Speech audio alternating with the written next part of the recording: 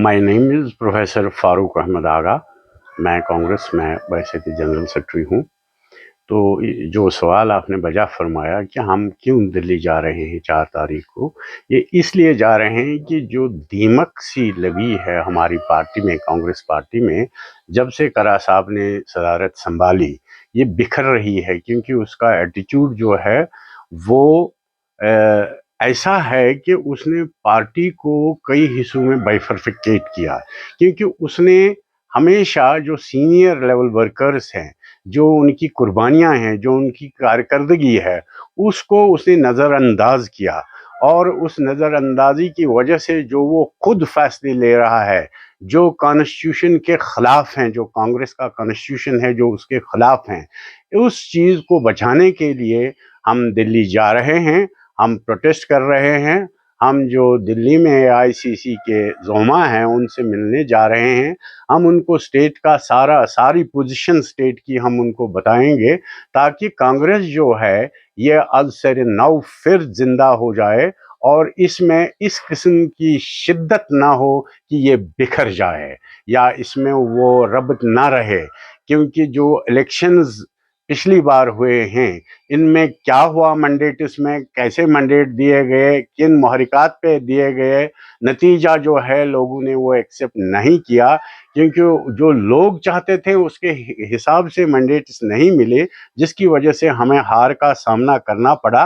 वो चीज़ें हम उनको बताएंगे कि तंजीम कैसे चलाई जाती है, लीडरशिप कैसे होनी चाहिए, जो सबको समेट के रखे, जो सबका कॉन्फिडेंस बिल्ड करे, जो एक सोशल नेटवर्क कायम करे, जिससे जो सोशल और सिविक प्रॉब्लम्स हैं सोसाइटी में उनको हर एक उजागर करे।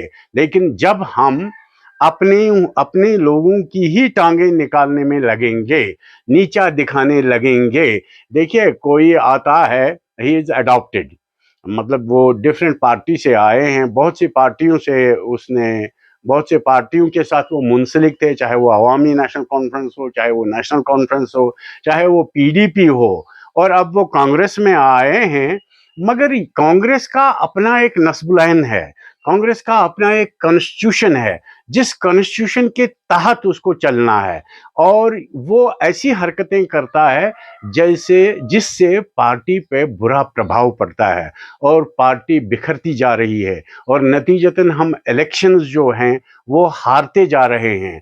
तो उन चीज़ों को बचाने के लिए जो एआईसीसी हैं उनको अप्राइज करने के लिए कि कश्मीर की पॉलिटिकल सिचुएशन कांग्रेस की क्या है और कैसे कांग्रेस यहाँ चलेगी, उस मंसूबे को फ़रोग देने के लिए हम जो अथॉरिटीज़ वहाँ बैठी हैं उनको अप्राइज करेंगे, ताकि जो जे.एंड.के का कांग्रेस है वो अच्छी तरह फले फूले, जैसे कि हमने माजी में जीत हासिल की है।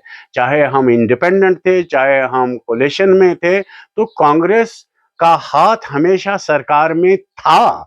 या जो कांग्रेस बिखरी थी आज़ाद साहब के निकलने के टाइम, उस कांग्रेस को कैसे तिनके तिनके की तरह हमने जोड़ा, कैसे नए लोगों की ज्वाइनिंग हुई, बहुत से अच्छे लोग इसमें आए, और उस चीज को हम जब हम बिखरते हुए देखते हैं, उस चीज को जब हमने समेट के लाया था, वो चीजें बिखर गई रॉन्ग लीडरशिप की वजह से। और नतीजतन जो 3 साल 4 साल पहले हमने काम किया उस पर भी असरअंदाज, वो भी असरअंदाज हुआ।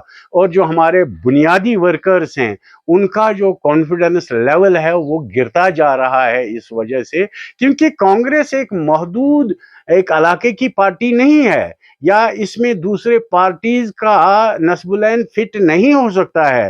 कांग्रेस पार्टी का अपना एक मंशूर है, अपना एक कॉन्स्टिट्यूशन है, और उस चीज को मद्देनजर रखकर हमने फैसला किया है कि हम बहुत से बंदे दीरीना कारकुन हैं, हम सेंट्रल गवर्नमेंट को, सेंट्रल कांग्रेस को इन्फॉर्म करेंगे कि जो कांग्रेस है इसको रिजुनोवेट करने के लिए हमें कैसे चलना पड़ेगा, और जो फ्यूचर चैलेंजेस हैं पार्टी के अंदर या पार्टी के बाहर, तो उन चैलेंजेस को हम कैसे फेस करें।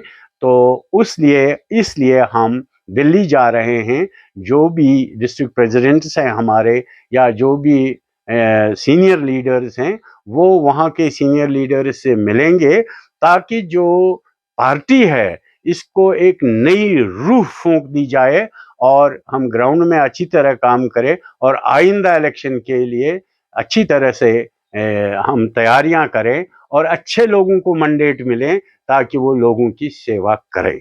ये खदशात हमें भी हैं क्योंकि रुझानात जो हम देखते हैं या कारकर्दगी जो हम देखते हैं, कश्मीर जो है एक बड़ा शोबा है, यहाँ कितनी मीटिंग्स हुई या जो वर्कर्स हैं उनके साथ कितनी मीटिंग्स हुई, ये तो आपको पता है। शायद मेरे अंदाज में, जहाँ तक मुझे एज जनरल सेक्रेटरी आदाद शुमार का पता है, कोई भी नहीं हुई इसके प्रेसिडेंटशिप में। चंद लोग जो इसके इर्द गिर्द होते हैं या एक इलाके के लोग इसके इर्द गिर्द जो होते हैं या जो दूसरी पार्टियों से निकाल के आए हैं ज्वाइन करने के लिए, तो उन लोगों के बगैर जो सीनियर वर्कर्स हैं उनको कॉन्फिडेंस में कभी लिया नहीं गया।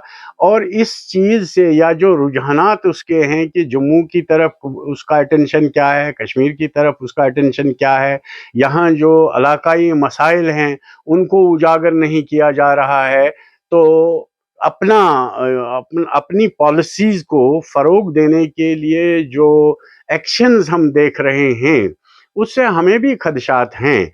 इन खदशात को हम हायर अथॉरिटीज़ के सामने रखेंगे ताकि कांग्रेस का जो फ्यूचर है ये बहुत ताबनाक होना चाहिए और इसमें किसी किस्म की गलती अगर इस वक्त हुई, ये कांग्रेस पार्टी को बहुत महंगी पड़ेगी, जिसको हम अप्राइज करने के लिए वहां जा रहे हैं। क्योंकि एक लीडर सोशल होना चाहिए, एक लीडर डेमोक्रेटिक होना चाहिए, वो सबके साथ एक जैसा सलूक करना चाहिए, उसको डेमोक्रेसी के उसूलों का पता होना चाहिए। चाहे हमारा लोकल देह प्रेसिडेंट हो, चाहे हमारा तहसील प्रेसिडेंट हो, चाहे हमारा डिस्ट्रिक्ट प्रेसिडेंट हो या और कोई बंदा हो जिसका कंट्रीब्यूशन कांग्रेस में है, जब तक एक प्रेसिडेंट या एक लीडर इन क्वालिटीज को न समझेगा तो तंजीम कैसे बनेगी। तंजीम चार आदमियों से नहीं बनती है, तंजीम एक डिसिप्लिन का नाम है। उस डिसिप्लिन में जो लीडर है वो सेल्फ स्टार्टिंग होना चाहिए, वो किसी पे डिपेंड नहीं होना चाहिए, वो किसी के इशारे पे नहीं चलना चाहिए या चंद लोग जो उसके इर्द गिर्द रहते हैं या चंद पार्टीज के असर रसूख के तहत जो वो काम करते हैं, वो चीज़ें कांग्रेस में नहीं चलेंगी और हम इसका डट के मुकाबला करेंगे और इस चीज़ को हम बिल्कुल सेंट्रल कांग्रेस कमेटी के सामने रखेंगे ताकि जो कश्मीर में सदियों पुराना जो सदियों पुरानी जो परंपरा कांग्रेस की रही है और जो लोगों का कॉन्फिडेंस यहाँ रहा है, उसको हम बहाल करने की काफ़ी कोशिश करेंगे। बिल्कुल हम चाहते हैं, क्योंकि जो हमें देखने में आ रहा है, जो तंजीम है, तंजीम उस चीज़ को बोलते हैं जिसमें मुनज़्ज़म तरीके से तंजीम के उसूलों को अपनाया जाए। जब वो उसूल ही नहीं अपनाते, देखिए अगर ऑप्शन की बात करें, उन्होंने उसका एक कंट्रीब्यूशन है कि जब आज़ाद साहब पार्टी से निकले तो उसके साथ एक खुलासा हो गया कांग्रेस में। उसका एक बहुत बड़ा कंट्रीब्यूशन ये है कि एक तो वो बहुत ही सोशल थे, उसने कभी ये नहीं सोचा था कि मैं प्रेसिडेंट हूँ या कोई है। वो जो जो अदना वर्कर था उसको भी वैसा ही ये कॉन्फिडेंस में लेते थे और जो आला से आला अहदेदार था उसको भी, ये उसका कंट्रीब्यूशन है। उसको पार्टी ने संभालने की काफ़ी कोशिश की और इलेक्शन में अगर उस समय वक़ार रसूल साहब प्रेसिडेंट होते तो मुझे यकीन है कि कम से कम हम 20-25 सीटें ले जाते, क्योंकि वो लोगों की ज़बान बनकर बात करते थे, चाहे वो सेंट्रल लेवल थी, चाहे वो लोकल ये जो पॉलिटिकल पार्टीज़ हैं उनके साथ। मगर ये जो सिस्टम इन्होंने बनाया, इनका कुछ झुकाव कुछ इस तरह है जिसमें उनके मुफाद, खुद के मुफादात प्रेफरेंस देते हैं। देखिए आप सीधे देखिए, हमने मुफाहमत की किन सीटों पे की जिन पे इन्होंने जीत लिया। जो हमारे कैंडिडेट्स थे उन पे नहीं, या तो मुफाहमत नहीं करनी थी या तो इंडिपेंडेंट हमें लड़ना था, देखना था कि किसका कितना दम है। बाद में भी पोस्ट अलायंस हम कर सकते थे जैसे परंपरा रही है। तो ये कुछ चीज़ें ऐसी होती है जो बिल्कुल अयां है, सामने है। चाहे वो बटमालू कॉन्स्टिट्यूएंसी हो, चाहे वो डुरू की कॉन्स्टिट्यूएंसी हो, चाहे वो और कोई कॉन्स्टिट्यूएंसी हो। तो ये तो बिल्कुल अयां है कि जो हमने इनके साथ पॉलिटिकल मुफाहमत की, वो अपने गर्ज के लिए थी, वो पार्टी के गर्ज के लिए नहीं थी ना।